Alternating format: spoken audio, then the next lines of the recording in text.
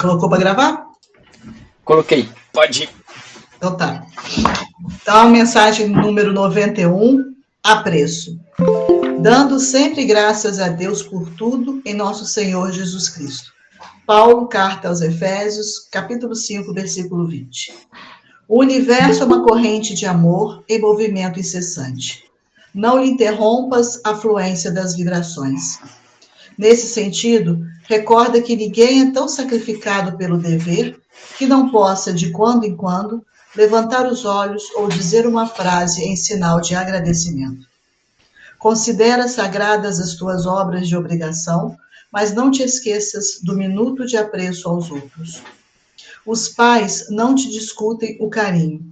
Entretanto, multiplicarão as próprias forças com o teu gesto de entendimento. Os filhos anotam-te a bondade. No entanto, experimentarão novo alento com o teu sorriso encorajador. Os colegas de ação conhecem-te a solidariedade, mas serão bafejados por renovadora energia perante a reafirmação de teu concurso espontâneo. E os companheiros reconhecem-te a amizade, contudo, entesouram estímulos santos em te ouvindo a mensagem fraterna. Ninguém pode avaliar a importância das pequeninas doações. Uma prece, uma saudação afetuosa, uma flor ou um bilhete amistoso conseguem apagar longo fogaréu da discórdia ou dissipar rochedos de sombra. Não nos reportamos aqui ao elogio que estraga ou à lisonja que envenena.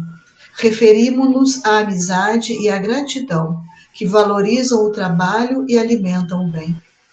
Por mais dura seja a estrada, aprende a sorrir e a abençoar, para que a alegria siga adiante, incentivando os corações e as mãos que operam a expansão da bondade infinita.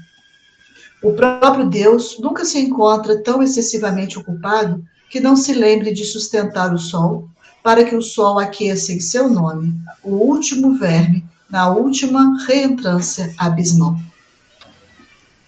Vamos orar. Deus Pai de amor e misericórdia, Jesus, amigo, irmão e mestre, com o coração repleto de alegria nos encontramos aqui para mais uma noite de estudo, de aprendizado e de reflexões, rogando que a espiritualidade amiga possa envolver a cada lar aqui representada, que possamos absorver as informações trazidas e comentadas, e que, principalmente, possamos aproveitar todo esse manancial em nosso benefício, fazendo as mudanças íntimas que são necessárias para nos tornarmos espíritos melhores e merecedores de sermos considerados como fiéis discípulos do seu Evangelho e da sua seara. Rogando sempre a Maria Santíssima que nos ampare, daremos início ao estudo da noite, rogando aos bons espíritos a inspiração para cada um de nós. Que assim seja. Muito bem. Boa noite para todos que chegaram. Sejam todos muito bem-vindos em mais uma viagem pelas cartas de Paulo. Estamos aí no dia 2 de julho e estamos estudando a segunda carta aos Coríntios. E, enfim, chegamos ao capítulo 10. Repassando para vocês, ao longo de todos os 9 capítulos passados aí, a gente veio falando da carta severa, a gente veio colocando que do capítulo 1 até o capítulo 9, existe aí, até o capítulo 9 a gente colocou que seriam algumas cartinhas juntas, né? Mas enfim, do capítulo 1 até o capítulo 9, retrata a mudança da postura que os coríntios tiveram em vista desta carta que nós vamos começar agora recebida. E, em verdade, também, dizem os comentaristas, os estudiosos da carta, que essa própria carta severa seria uma coletânea de cartas severas que eles tinham recebido. Também a gente não tem 100% de certeza, né? Mas, enfim, do capítulo 10 até o capítulo 13, nós vamos encontrar o quê? Vamos encontrar uma linguagem firme, vamos encontrar um grande uso de autoridade por Paulo. Conforme eu falei, nós vamos encontrar o Saulo de Paulo nas firmezas das palavras que ele tem. Tá? Então, assim, existia alguns detratores ali dentro e que fizeram alguma bagunça dentro daquela comunidade ali. Conforme nós descobrimos algumas pistas também do que eles falaram, aqui também nós vamos descobrir algumas pistas do que foi colocado ali. Através de quê? Através da resposta que Paulo está colocando. Então, assim, só para poder exemplificar, se a gente fosse colocar numa ordem lógica a segunda carta aos Coríntios, seria 10 a 13 primeiro, 1 a 9 depois. Sidney, por que colocaram assim? A gente não sabe. A gente não sabe. Né? A gente não sabe o que foi acontecido ali. Sendo que depois, não sei se esse estudo veio depois, realmente a gente não sabe, os comentaristas não sabem por que veio essa ordem inversa, né? O porquê foi colocado assim. Então, essa seção que a gente vai encontrar, Paulo vai ser muito enérgico e nós vamos encontrar também uma disputa com os famosos cristãos de tendências legalistas. Nós encontramos com ele em Romanos, nós encontramos com ele na primeira carta e nós vamos encontrar com eles aqui também. Tá? Então, nós vamos verificar que aquela perseguição que a gente observou e leu em Paulo e Estevão, ela aparece sutilmente aqui. Ela aparece aqui. Tá? Os elementos legalistas. Principalmente do capítulo 11, um pouquinho mais para frente, nós vamos encontrar ele aqui. Então, lembrando a vocês que no Paulo e Estevão nós tivemos isso, junto com o Tiago, lá na Casa do Caminho, que eles queriam que todo mundo era circuncidado, que queria que todo mundo, os cristãos fossem circuncidados, etc, etc e tal.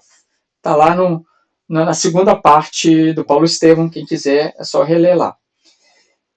E nós vamos encontrar também, quando a gente passar para a próxima carta, Gálatas, nós vamos encontrar de novo esse grupo dos legalistas. Tá? Ou seja, esses grupos de legalistas eles perseguem Paulo. Tá? Então, ou seja, existia uma forte tendência legalista dos oponentes de Paulo que conseguiram se introduzir dentro da comunidade dos coríntios e começaram a fazer um monte de informações falsas com ele lá. Então a gente vai com muito cuidado, com muita técnica, explorar o que Paulo está falando aqui do capítulo 10 para frente. Então, mais uma vez, gente, olha, ficou isso aqui para trás, não estou entendendo. A gente volta, levanta, pergunta, porque a gente tem que ir com muito cuidado, com muita amorosidade. Por quê? Porque a gente vai conhecer um outro lado de Paulo. Então, assim, coisas que a gente nunca viu em carta nenhuma, a gente vai encontrar aqui agora. Tá? Então, vamos lá. Vamos adentrar a carta aí. Tá? Então, vamos já no versículo 1, que a gente já vai encontrar alguma coisa diferente. Já nesse versículo 1. Então, vamos lá. Ó. Eu mesmo, Paulo, vos exorto pela mansidão e pela bondade de Cristo. Eu, tão humilde quanto estou entre vós, face a face, mas tão ousado quanto estou longe. Por isso que a gente tem que ir com cuidado. Por quê? Primeira coisa que Paulo está fazendo aqui, ele está utilizando o próprio nome. Isso é totalmente incomum nas cartas. Tá? Totalmente incomum nas cartas dele. E observe o seguinte, Paulo está nomeando as características de Jesus. Qual que é as características de Jesus que Paulo está mencionando aqui? A mansidão. Mansidão, bondade. Mansidão e bondade. Olha só. Lá em Mateus 11, 29, nesse versículo que a gente usa tanto, que ele fala, né? Tomem sobre vocês o meu jugo, aprendam de mim, porque sou manso e humilde de coração. Perfeito. Ele já colocou 2 características de Jesus. Por que ele vai fazer isso? Porque ele vai ser bem enérgico, ele vai ser bem duro.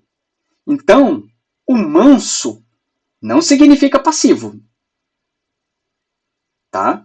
O manso não é passividade.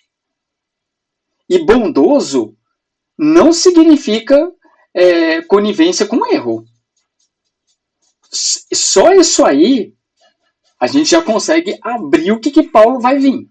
Olha, eu sou manso e sou bondoso, mas manso não significa eu estar passivo.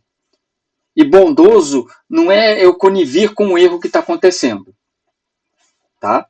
É igual a Jane colocou aí. E tem o bem-aventurados mansos e pacíficos. Tá? Até porque Jesus não fez isso. Ele não foi conivente e não foi passivo.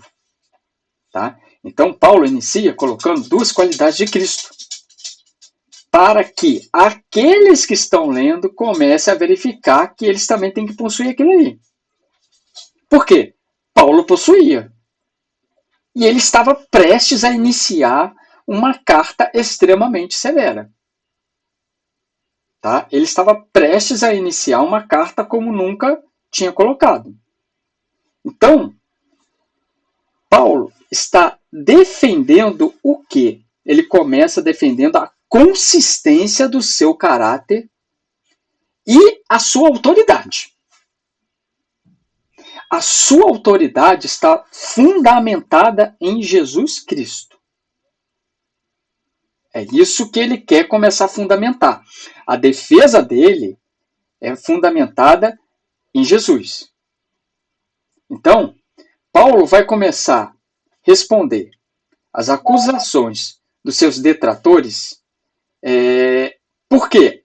Só nesse versículo 1, a gente já viu alguma coisa que diferente aqui do que ele era acusado. Alguém conseguiu achar uma pista do que ele era acusado?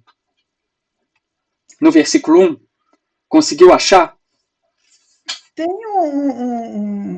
um site que eu estava estudando que ele coloca aqui que eles criticaram Paulo, fizeram a comparação de um cachorro que late, late alto, mas apenas a distância.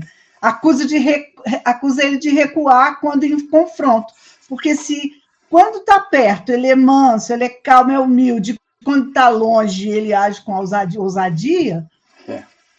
Então, assim, você é igual cachorro, que late e não morde. Não precisa ser tanto assim igual cachorro, né? Assim... Não, é só uma... Isso que eu sou esquerda. Uma comparação que o estudioso aqui arrumou. Então, assim, a pista é essa mesmo. Quando estou entre vós face a face, mas tão ousado quanto estou longe. Então, ele está falando, eu tão humilde quanto estou entre vós. Então, ele está falando o seguinte... Parece contraditório, né? Se você é uma pessoa humilde, como que você pode ser ousada também? Parece contraditório. Então, é aquela coisa...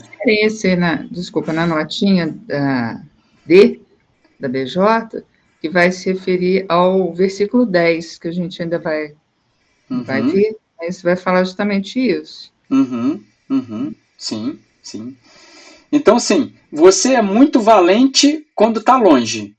Mas quando você está muito perto aqui, você é muito manso. Né? Você é um covarde.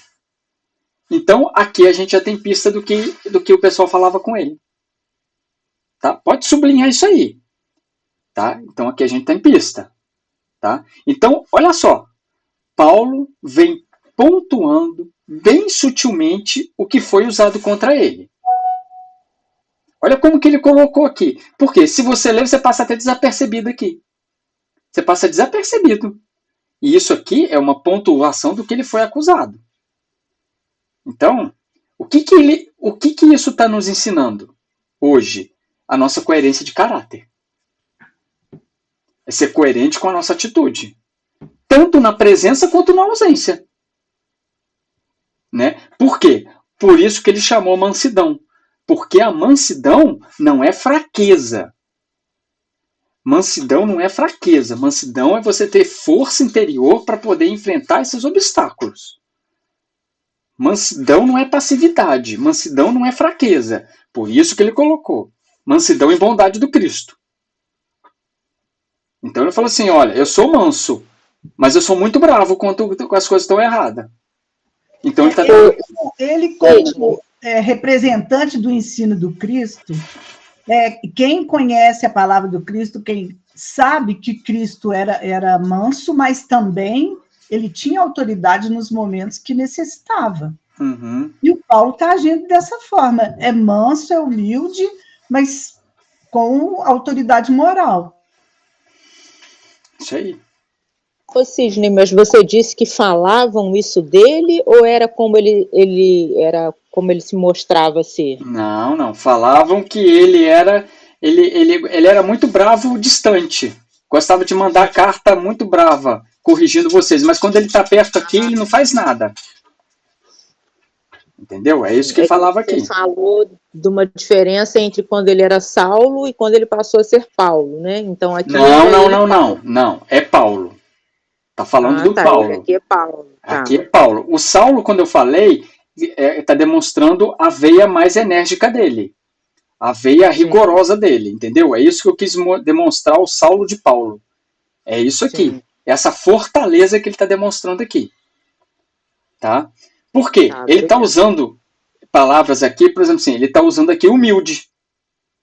Ou seja, ele podia estar sendo acusado de não ser humilde. Né? Ousado. Ou seja, isso tudo poderia ter sido ao contrário do que aqueles oponentes dele estavam usando. Por isso que ele está repetindo aqui e está emoldurando isso aqui. Não sabemos. É uma pista. É uma pista. Como Paulo, ele tem uma maneira sutil de colocar o que está errado, então a gente fica assim, denota que, assim, olha, aqui tem uma pista. Mas o Paulo não é falar assim, olha, estão me acusando de isso. Eu não sou. Ele não faz isso. Ele não está fazendo isso. Ele está emoldurando aqui para se chegar ao ponto que ele quer chegar. Já nesse primeiro versículo, na primeira frase dessa carta severa, a gente já toma um susto. A gente aprende um fôlego. E olha o que ele vai falar no 2. Rogo-vos, não me obrigueis, quando estiver presente, a mostrar-me ousado, recorrendo à audácia com que tenciono agir contra aqueles que nos julgam como se nos comportássemos segundo critérios carnais. Olha só. Ô Sidney, só um minutinho, voltando. Eu tenho só uma referência lá do Evangelho segundo o Espiritismo da afabilidade e doçura, né? No capítulo 9, no item 6. Vem descrevendo lá, falando que a afabilidade e a doçura são irmãs da benignidade, da bondade, né? Uhum. Ok. Então, no versículo 2 aqui, a gente já está usando. Rogo-vos, não me obrigueis, quando estiver presente, a mostrar-me ousado. Ou seja, Paulo expressa seu desejo de não ter que usar de severidade quando estiver pessoalmente em Corinto. Ou seja, ele está se referindo àqueles que eu estava acusando. Então, Paulo está sendo o quê? Está sendo firme. Ou seja, se isso fosse necessário, ele faria. Ele faria. Ele está falando aqui. Rogo-vos, não me obrigueis. Ou seja, se vocês me obrigarem, eu vou ser firme. Eu vou ser firme. É necessário. Você acha que isso chegava a ser um conflito para o Paulo? Porque como ele, quando Saulo era agressivo, né? Perseguia, matava, tinha aquele temperamento diferente, e agora ele é assim, quer parecer, quer viver, né, da forma do Cristo, isso chega a ser um conflito para ele, essa dualidade? Em alguns momentos, será que ele sentia fluir Saulo dentro dele? Ô, Jane, tudo que eu já estudei de Paulo, eu vou emitir a minha opinião. Eu acredito que não. Por quê? Porque atrás disso aí está a mensagem do Cristo que está sendo deturpada. Sabe quando você tenta ser uma pessoa boa, mansa, mas te provocam e aquela veia que chega até a estufar para você falar alguma coisa, até estufa aquilo ali, você chega vermelho, mas você vira e fala assim, não, agora eu sou uma nova criatura. Eu tenho que responder agindo. Porque se alguma coisa nessa carta fosse realmente aquilo que ele fala, ele não faz, ele entraria em contradição e ele daria munição para os seus detratores para poder combater ele, que por trás é a mensagem do Cristo que está sendo combatendo, entendeu? Como eu não consigo mais apedrejar o Cristo, eu apedrejo aquele que carrega a mensagem. Como eu não consigo modificar aquela mensagem, eu vou denegrir a imagem daquele que está levando ela. Então, assim, eu, estudando Paulo, acredito que isso não seja para Paulo uma dificuldade. Mas acredito que a veia enérgica ali, ela pulsou um pouquinho, a mão de Paulo pulsou um pouquinho mais forte. Por quê? É o que ele está falando aqui. Era necessário. Era necessário. Entendeu? Aí você vai perguntar, você lembra o que ele falou para Marcos Paulo quando quis voltar? Aquilo foi a energia de Paulo. Falou assim, você quer voltar? Você pode voltar. Mas presta atenção, que a fileira do bem para se chegar ao Cristo se faz em conjunto. Aquele que se desagarra tem que chegar ao bem por si próprio. Essa era, eu não queria falar, mas foi necessário falar. Entendeu? É como se eu pegasse essa frase aqui, ó, colocasse tudo numa carta. É uma coisa mais enérgica, necessária. É aquele remédio que você passa na ferida, mas que vai doer. É esse que ele estava fazendo aqui. Então, assim, na minha humilde opinião, para mim, Paulo não teve dificuldade, não. Né? Por quê? Ele estava realmente defendendo uma postura dele que por trás tinha a mensagem do Cristo. Tanto é, o Jane, olha o que ele fala aqui no finalzinho. Recorrendo à audácia, com que intenciono agir contra aqueles que nos julgam como se nós comportássemos segundo critérios carnais. Segundo critérios carnais. Ou seja, quais são os critérios carnais? Egoísmo, orgulho, a vaidade, todas essas ações de desequilíbrio. Ou seja, fora dos valores cristãos. São motivos mundanos aqui. Em vez de mostrar motivos espirituais, ele quer que Paulo se rebaixe ao critério dele. E Paulo não se rebaixa aos critérios dele. O que Paulo está falando aqui, gente? No versículo 2, se a gente pudesse resumir. Eu quero que vocês resolvam antes da minha chegada aí. Para que eu não possa exercer uma disciplina, uma energia apostólica com vocês. É isso que o Paulo está falando. É igual quando você tem adolescente em casa, você liga para casa e fala assim, eu quero chegar aí e encontrar a cozinha arrumadinha, senão você vai ver o que vai acontecer. Exatamente isso aí. Ele está mandando um recado, eu falei assim, olha, se eu tiver que eu ir aí, eu vou. Mas aí eu vou usar de muita disciplina. Eu vou confrontar vocês. Então, prefiro que vocês se corrijam agora, porque já facilita para mim e para vocês. Já fica tudo aí, né? Então, assim, aqui, uma das chaves é o critério carnal. É o segundo a carne que ele está colocando aqui. Não, tem o segundo a carne, então o versículo 3. Aqui é o critério carnal. Né? Por quê? Porque ele quer que aquele que está te provocando quer que você entre no nível dele. Que fica mais fácil eu gladiar com você. Entendeu? Fica mais fácil eu te ofender se você se rebaixar. É isso aqui. Então, Paulo fala assim, não me obrigue a ser ousado, mas se tiver que ser, eu sou. É isso aí que ele está falando.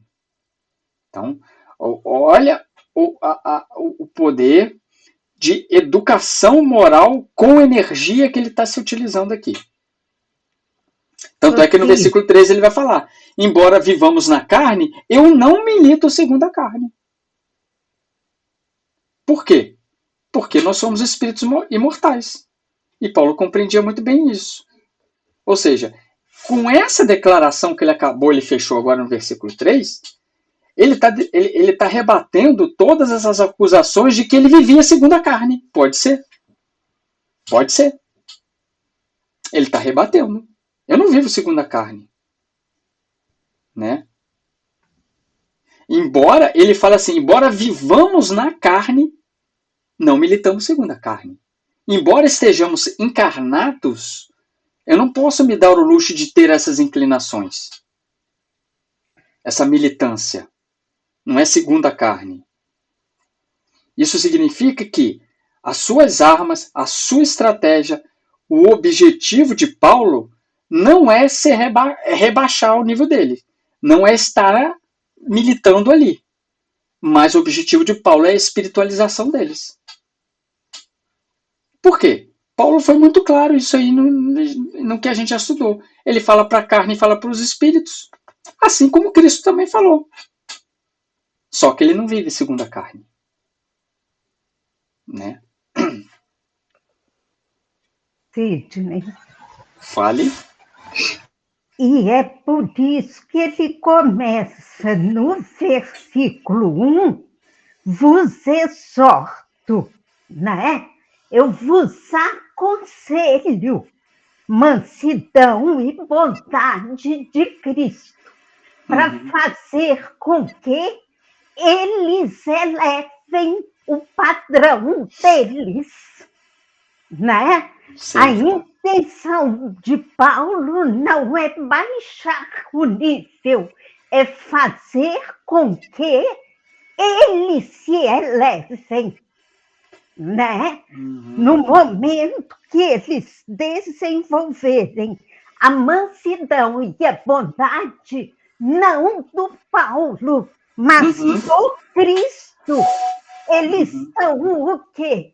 Elevando o padrão moral, né? Exatamente. Para receber, para que aquilo ali, a carta não chegue como uma crítica, uma censura, mas como um ensinamento. Não é isso? É isso, porque se vocês forem olhar, Paulo foi extremamente provocado a se rebaixar. Agora, você imagine se Paulo ele comete alguma gafe, algum deslize, se ele entra num confronto de palavras, se ele entra alguma coisa, será que essa carta teria chegado até a gente? Será que as cartas dele teriam chegado até a gente? É um convite que ele faz, né? Foi um convite. Um convite a que eles se elevem. Então, só rapidinho, gente. Até o que Mateus fala muito pra gente, é bem repetido para nós na FEAC, né? Só cai no abismo quem chega perto do abismo. E Paulo recebeu um convite para chegar perto do abismo. Mas ele não chegou. Ele não chegou perto do abismo. Ele não tinha risco nem de correr, de cair. Pode falar, Jane. Estou pensando aqui na questão 625, quando fala, né, que Jesus é o nosso modelo e guia. Paulo se utilizava dessa mansidão do Cristo, então nós espíritas também, quando temos Jesus como nosso modelo e nosso guia, temos que também agir dessa forma. É isso que a gente tem que aprender nessa carta, gente. É isso que a gente tem que aprender nessa carta. É isso que a gente tem que interiorizar. Tem que trazer para o nosso dia a dia. Como eu combater, né? Porque a gente sabe, embora a gente está vivendo no corpo físico, a nossa verdadeira identidade é espiritual. As nossas maiores batalhas são batalhas internas. A gente estudou isso lá nas SARCs, quando a gente estudou as SARCs. Exatamente. E aqui está havendo uma sintonia de provocação do Saulo que está ali dentro, para ele combater.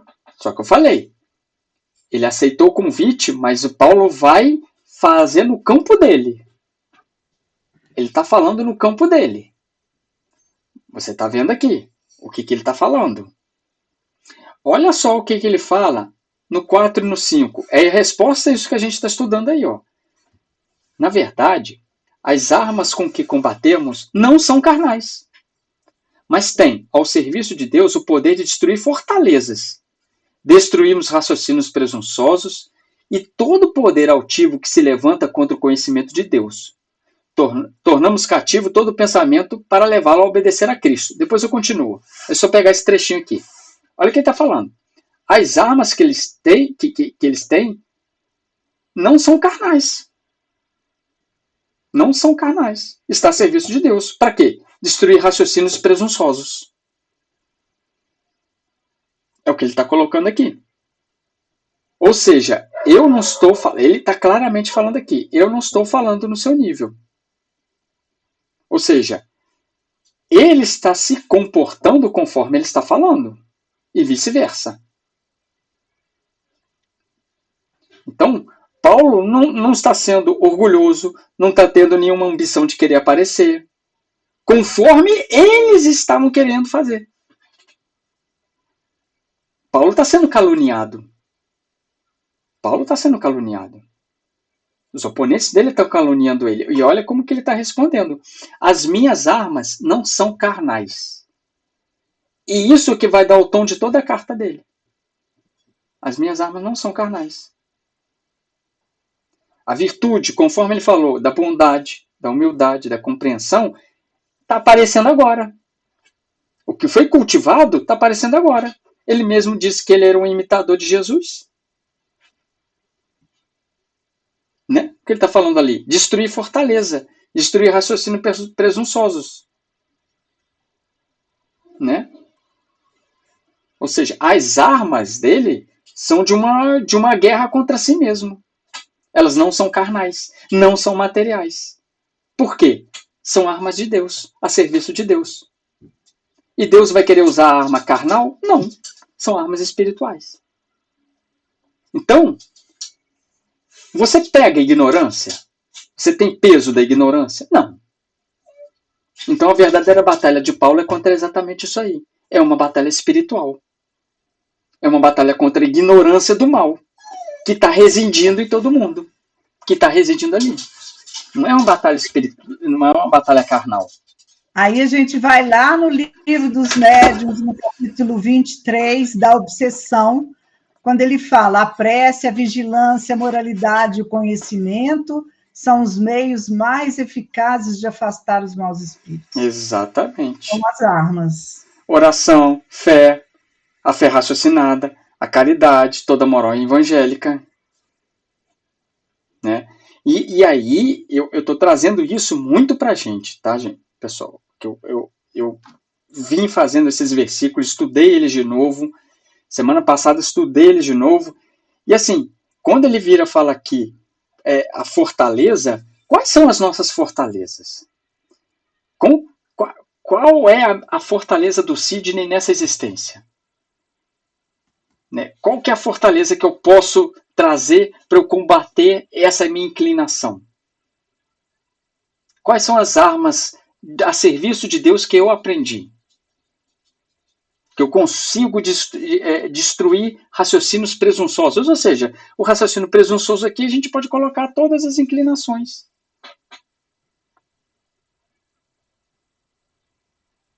É para muito a gente fazer essa reflexão. Eu li o 5, mas eu vou ler de novo.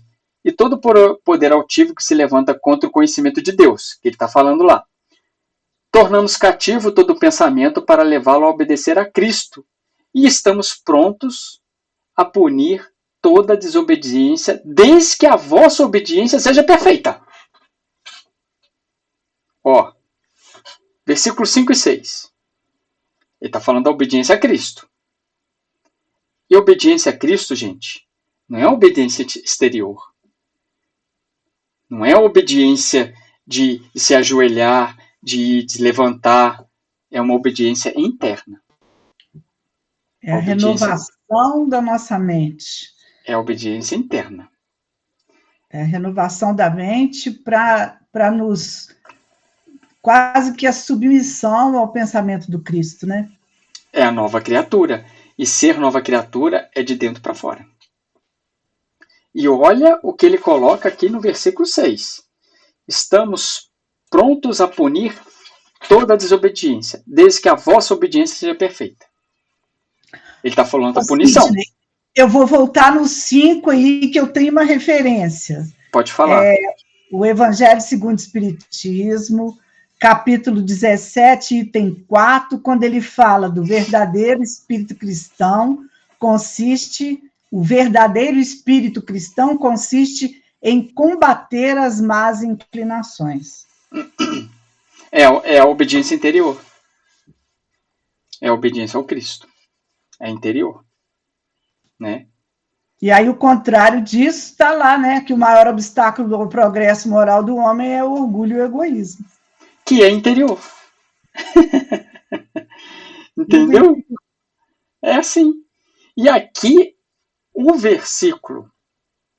Agora eu vou voltar para o 6, tá, gente? O versículo 6, ele é muito puxado. Por quê? Ele está falando da punição. E essa punição será feita somente quando a comunidade tiver a obediência perfeita. O que ele quer dizer com isso? Quando a comunidade entender que essa punição, que não sabemos qual é, tá? Não sabemos qual é essa punição, mas ela tem que ser justa, ela tem que ser entendida, e que a comunidade esteja ao lado da verdade. Por quê? O alvo da carta severa, né, são os caluniadores, os maledicentes, os fofoqueiros, os espalhadores de informação falsa. Estava ali dentro daquela comunidade os famosos falsos profetas. Né? E essa punição poderia ser o quê? Uma conversa. Colocar o pingo nos i. Né? Pode ser um convite para se retirar. Um convite para se regenerar. Eu não sei. A gente não sabe. Mas ele está falando aqui que a vossa obediência seja perfeita. Ou seja, tem que ser de comum acordo com todo mundo. A gente tem que reunir a comunidade e colocar o pingo nos i. Falei assim, olha, você agiu erradamente. Nós te aceitamos aqui, tudo de bom coração. Você vai mudar? Você se sente responsável? Você vai mudar suas atitudes? Pode ser essa. A gente não sabe. Então, o Paulo está fazendo o que, gente? Dividindo o trigo do joio. Bem sutilmente. Ele não quer punir inocente, ele não quer punir aquele pessoal que está fazendo as coisas certas. Mas ele está colocando que aqueles responsáveis merecem alguma coisa. Por quê? O que está por trás disso é a restauração da comunidade. Ele está dando tempo para que a maioria se alinhe com a verdade para depois pegar esses rebeldes e alinhar com eles. Então, Paulo, olha só, gente, Paulo não está agindo de uma maneira precipitada. Ou seja, já que a gente leu os capítulos do 1 ao 9, a gente viu que deu resultado. Será que teve uma punição? Será que eles fizeram alguma coisa? A gente não tem o detalhe, mas eles deram resultado. Né? Teve resultado. Por quê? Porque Paulo está muito bem alinhado com as leis divinas. Então, percebam, por favor. Paulo não está se vingando. Paulo não está se vingando. Ele está falando aqui da carne. Ele está falando aqui. Ele não está se vingando, ele não está se rebaixando. Mas ele espera que tenha uma obediência perfeita da maioria. Isso está refletindo paciência e oportunidade de reajuste. Oportunidade de reajuste dos caluniadores perante a comunidade ao qual eles fazem parte. Paulo não está sendo vingativo. Longe disso. Longe disso. Mas ele está dividindo o joio do trigo. Ele está dividindo. E ele está esclarecendo muito mais a consciência daqueles que estão no caminho correto. Porque, às vezes, aconteceu essa difamação lá, e aquelas pessoas que estão no caminho, que não concordaram, se sentiam fracas em defender. Será? E aqui ele está empoderando eles a se unirem contra isso aí, contra os caluniadores. Estão percebendo isso, gente? Esses detalhes? É muita coisa para realmente para poder falar, tá? Então, já que é muita coisa, você me fala alguma coisa a respeito desse termo que ele usou aqui no 5. Voltei lá no 5. Porque o seu pensamento está muito rápido, eu não estou conseguindo acompanhar. Vamos voltar lá no 5. Levanta a mão e fala, ué. Pois é. Tornamos cativo todo pensamento para levá-lo a obedecer a Cristo. É altivo. Não é altivo que está aí? Cativo. Bom, na minha está cativo. O meu está altivo aqui. Eu tá cativo também. Cativo. Cativo com C? Na BJ tá C-A-T-I-V-O. É depois seguindo o texto. É depois do ativo. Ele tem as duas expressões, altivo e cativo. Ah, tá, aí embaixo. É no 5. Eu estou no 5. É no 5. Porque o 5 Não, você está lá em cima. Ah, tá. Eu tô poder altivo. Depois tornamos cativo do pensamento. Ok. Então, tá. eu quero que você me explique esse Qual? termo. Qual? Do cativo? Cativo. Tornamos cativo todo pensamento para levá-lo a obedecer a Cristo? É esse? É. Esse termo? Então, tornamos. O que é o cativo? É cativar. Então, o que ele está falando assim? Todo pensamento que se eleva ao Cristo, ele tem que ser compartilhado. Ele tem que ser acolhido. É isso que ele está defendendo. Ele está defendendo o Cristo. Todo pensamento cativo, todo pensamento que leva a obedecer o Cristo, ele tem que ser elevado ali. Por isso que eu estou falando que ele está dando força para aqueles que estão no caminho correto. Porque eles tinham um pensamento cativo de obedecer ao Cristo, mas eles não se sentiam como um Paulo de defender com essa energia. Então, aqui, de alguma maneira, Paulo está defendendo o joio do trigo, mas ele está pegando o trigo e está dando força para eles. Esse é o pensamento que ele está tentando que sofra uma ebulição dentro da comunidade. Você que está no caminho correto, muito bem, mas defenda aí, tá? Seja forte. Porque o seu pensamento, tornando cativo o Cristo dentro de você, é o que vai dar isso para frente. Entendeu? É para você não se sentir fraco, Jane. De você chamar a atenção da pessoa. Será que eu chamo? Não chamo. Poxa, mas ele é tão poderoso, ele se veste assim, ele é rico. Quem sou eu para chamar a atenção? Não. Mas se você está com pensamento em Cristo, você tem que chamar a atenção. Não importa. Não importa. A posição social, o que ele é, tem que ser chamado a atenção. Então ele está dando empoderamento para essas pessoas que estão ok. Por isso que eu falo, ele está dividindo o joio do trigo. E muito bem, ele está pegando para cá, para lá e para cá. Tanto é que ele falou da comunidade aqui. Estamos prontos a punir todas as desobediências. Desde que a comunidade entre num consenso. Perfeito aí.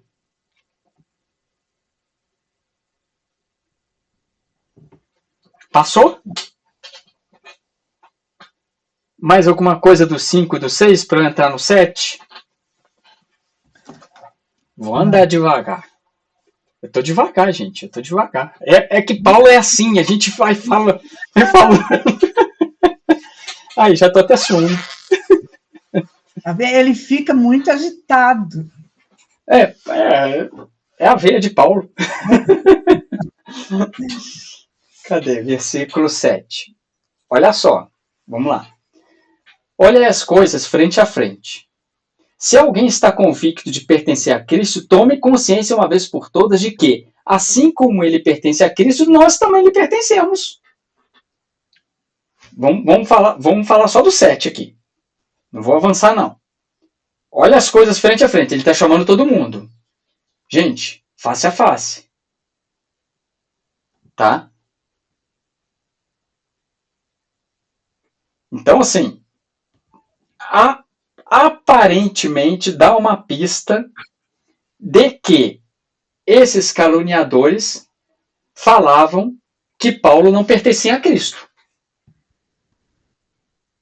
Mais uma pista do que falaram de Paulo aqui.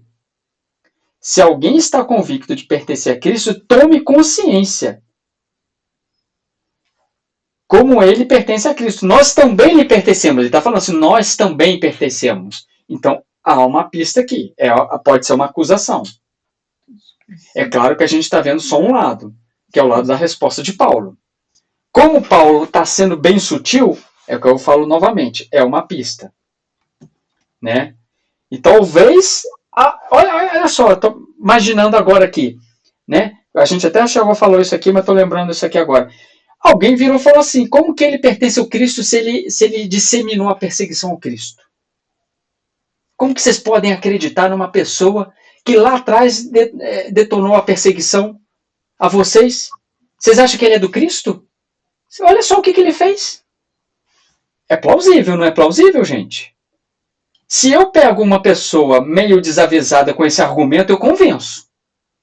Eu convenço. Aqui é uma pista. Aqui é uma pista. É o que eu estou falando. Paulo está separando o joio do trigo.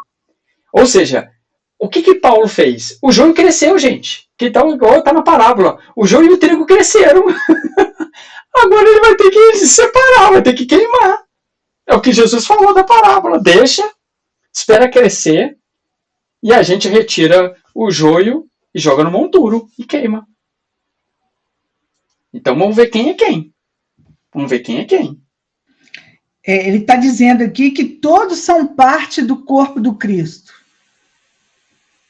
Assim como ele, ou seja, a gente não sabe quem é, o acusador, né? Faz parte do corpo do Cristo, ele também faz. Nós fazemos parte do corpo do Cristo. Sim, e ele falou isso na primeira epístola de Coríntios, se lembra? Que Cristo é a cabeça, nós somos o membro. Ah, se a orelha quiser ser o coração. Não. E ele vai voltar a falar isso aqui, tá? Ele vai repetir isso aqui. De uma outra maneira. Tá? Então ele está falando, tome consciência uma vez por todas. É o empoderamento que eu estou falando. Você pertence ao Cristo? Pertence ao Cristo, pronto. Você não tem que acreditar em outras coisas, não. Né? Então, é o que eu falei. Aqui parece uma resposta para uma outra difamação. Então, quando ele vira e fala assim, olha as coisas frente a frente. Compare, tá? Compare. Olha as coisas frente a frente. Olha o que eles estão falando e olha o que eu estou falando para vocês. Compare.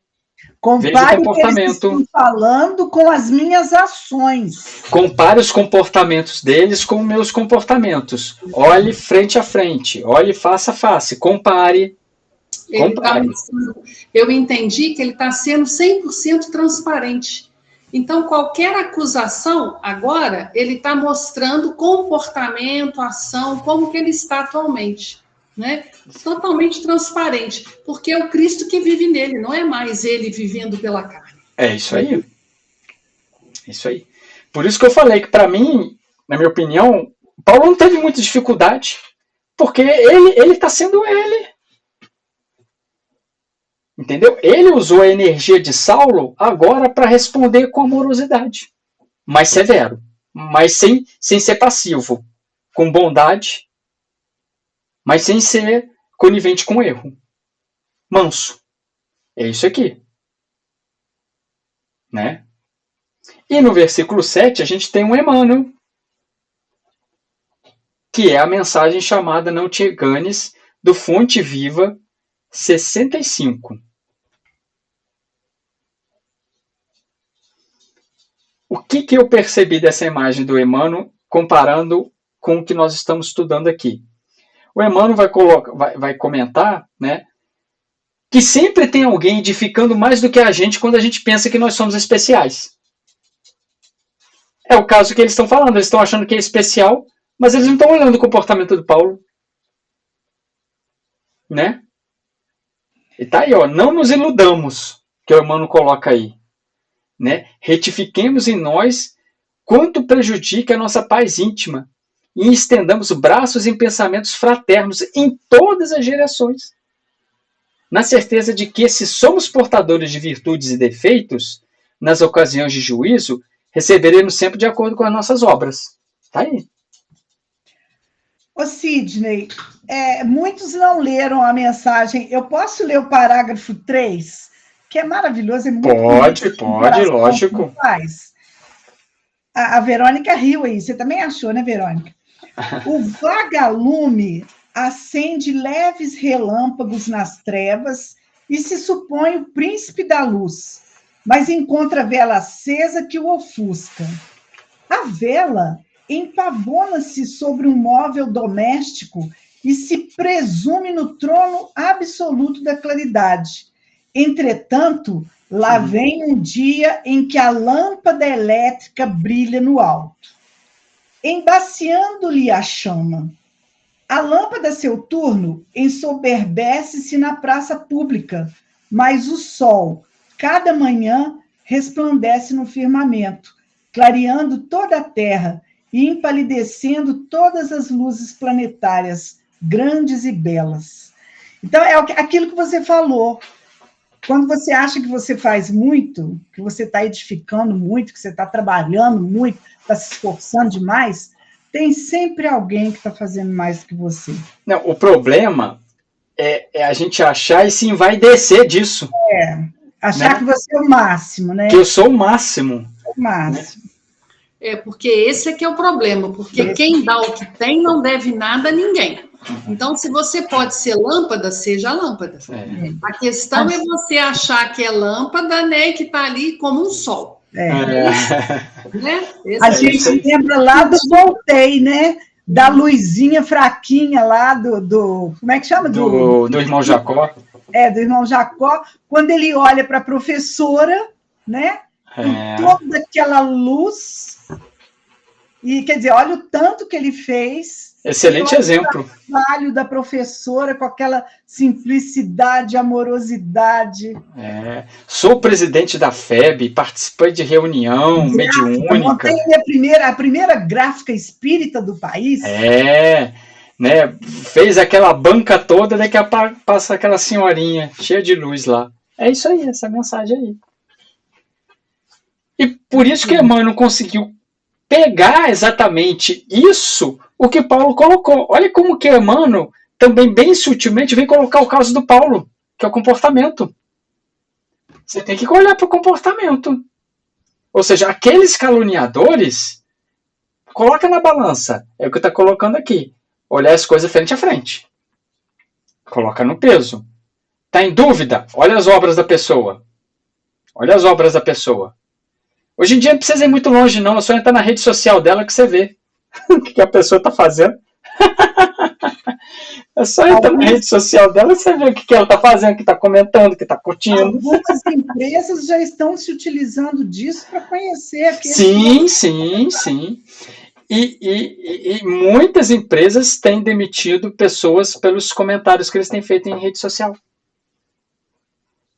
Já tem tempo isso já. Tem tempo. Né? Ok, gente. Vamos passar para o 8. Estou vendo aqui, faltam 5 minutos. A gente entra no 8 mesmo assim, não tem problema. Olha só, no 8 bem calmamente. E ainda que eu me gloriasse um pouco mais do poder que Deus nos deu para a vossa edificação, e não para a vossa destruição, eu não me envergonharia por isso. Mesmo que Paulo se gloriasse um pouco mais de ter essa autoridade, ele não teria vergonha. Por quê? Porque ele está no caminho certo. Ele está no caminho correto. Você tem vergonha de fazer o certo? Você tem vergonha de fazer o bem? Mas aí eu não entendi. Vergonha não, mas eu vou me gloriar disso? Vou me achar que eu sou mais disso? Mas espera, cuidado com esse gloriar de Paulo para o gloriar do nosso agora. Cuidado. Que a gente tem hoje um gloriar de que eu sou, igual a lâmpada aí, igual o que a gente acabou de falar assim, eu sou o expositor dos expositores, eu sou. Não, calma. O gloriar de Paulo que ele está colocando aqui não é igual a gente está, a nossa segunda carne. O gloriar de Paulo é outro. É o comportamento dele. Como que Paulo vai se gloriar? Do comportamento dele, de levar o Cristo. É a glorificação a Deus, né? Que ele está aqui mostrando, né? Então, ele está, assim, agradecido por isso. Pela né? oportunidade. Exatamente. Tanto é que ele não está fugindo. Ele não está fugindo, ele está se posicionando. Então, olha só. Gente, mais uma vez. Escrevam isso aí. O objetivo por trás disso tudo é reestabelecer a harmonia dentro de uma comunidade que foi colocado uns caluniadores lá. Objetivo principal, restabelecer a harmonia da comunidade de Corinto. Esse é o objetivo principal. Esse é o objetivo. Então o objetivo não é Paulo. Não é Paulo, não sou eu. Não sou eu. Se fosse por mim, Paulo, eu tomo pedrada, eu sou preso. Tem negócio, é a mensagem. É a harmonia. A comunidade se desequilibrou. Logo Corinto, que é uma comunidade que ele fundou, né? E o seu nome ficou envolvido nisso tudo. Falei assim, não, eu vou defender. Eu vou defender. Então, o gloriar-se aqui, igual a Márcia colocou, é da autoridade apostólica que ele tem. Tanto é que ele foi chamado para poder fazer essa carta, porque ele tem autoridade para tal. Ele não vai fugir. Não é vaidade. Não é vaidade, isso. Ele tem prazer, ele tem amor em fazer isso, porque ele está representando, recebeu isso de Deus. Entendeu? Para que a gente possa se recuperar. Não é o gloriar nosso, por isso que eu estou falando, não é o gloriar nossa vaidade, nossa. Não. É a autoridade dele. Entendeu?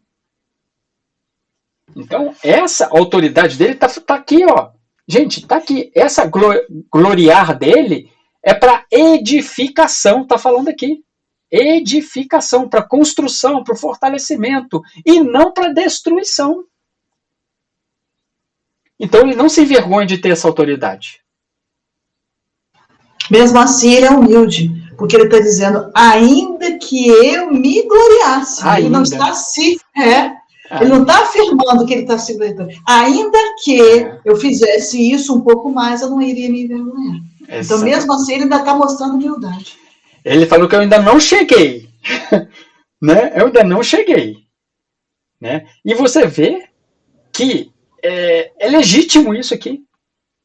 É o compromisso dele. A verdadeira missão dele. Isso que a Verônica trouxe é uma expressão que ele habitualmente usa quando ele vai falar de virtudes. Lembra quando ele fala da língua dos anjos da caridade? Então, assim, ele faz esse destaque, ele não chama atenção para a pessoa carnal, para a pessoa que é, né? Mas para a mensagem.